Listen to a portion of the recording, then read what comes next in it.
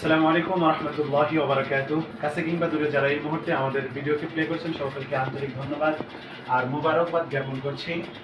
সম্মানিত ভিউয়ার্স, এখন আছি আমাদের টাঙ্গাইল জেলার পুরাতন বাস স্ট্যান্ড জামে মসজিদের সম্মানিত ইমাম ও খতিব, যিনি সুদীর্ঘ সময় পর্যন্ত সুনামের সাথে খেদমত করে আসতেছেন, হযরত মাওলানা মুফতি রফিকুল ইসলাম সাহেব। শায়েখ উনি আমাদের শানেসাবা জাতীয় খতিব ফাউন্ডেশনের একজন কর্মঠ অ্যাক্টিভ সদস্য।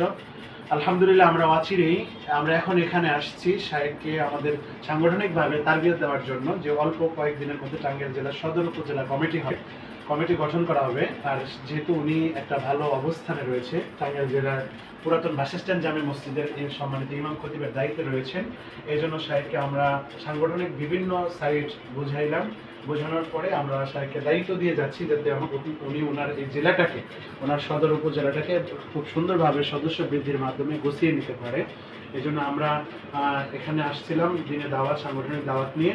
তো আমাদের সাথে আছেন হযরত মাওলানা মিজান জামিল ফয়েজ হাফিজাহুল্লাহ, শানেসাবা জাতীয় খতিব ফাউন্ডেশনের কেন্দ্রীয় মাদ্রাসা বিষয়ক সম্পাদক এবং টাঙ্গাইল জেলার সম্মানিত সংগ্রামী সাংগঠনিক সম্পাদক। আমি আছি মুফতি আতিকুর রহমান নোমানী, কেন্দ্রীয় অডিটর ও সহকারী মহাসচিব, শানেসাবা জাতীয় খতিব ফাউন্ডেশন, সেক্রেটারি শানেসাবা টাঙ্গাইল জেলা।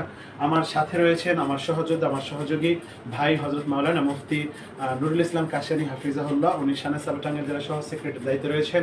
আমার ডান পাশে রয়েছেন হাফেজ কারি আমির হোসেন হাশেমি হাফিজাহুল্লাহ, যিনি আমাদের শানেসাবার কেন্দ্রীয় মিডিয়া সম্পাদক এবং টাঙ্গাইল জেলার মাননীয় অর্থ সম্পাদকের দায়িত্ব রয়েছেন। আর আমাদের সাথে রয়েছেন টাঙ্গাইল জেলার বাস স্ট্যান্ড মসজিদের সম্মানিত ইমাম এবং খতিব হযরত মাওলানা মুফতি রফিকুল ইসলাম হাফিজাহুল্লাহ।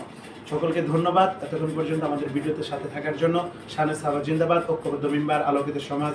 আসসালামু আলাইকুম ওয়া রাহমাতুল্লাহি ওয়া বারাকাতুহু।